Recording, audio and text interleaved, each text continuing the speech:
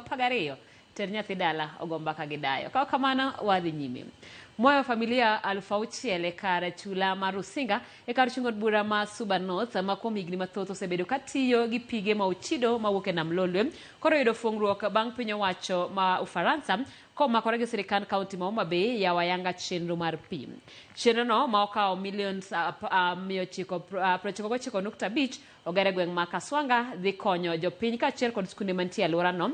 Jambete mar piny France e pachoka Arnaud Suguet kod gavana ma Homa Bay Gladys Wanga ne oyawo ayanga pigno ma giwacho ni dhi reso jopiny ma osebedo katiyo gi pige ma ok othiedhi ma wuok e nam Lolwe ma bende osehinyo ngimagi.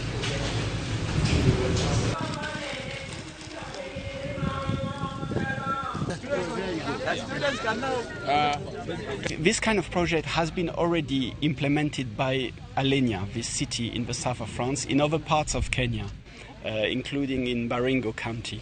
I think what makes it even more interesting here in Rusinga Island is that you have water from Lake Victoria, but that needs to be treated. So they added value in a way by adding an element of technology where you treat water that is then safe for drinking. So ndo wabiro yawa yanga chenro mar pi e Kaswanga kae magolo pi e nam to tero pi loso treatment to pi dhi Kaswanga Girls, dhi Kaswanga Primary, dhi Wanyama Primary, Luanda Rombo gogola jaseme.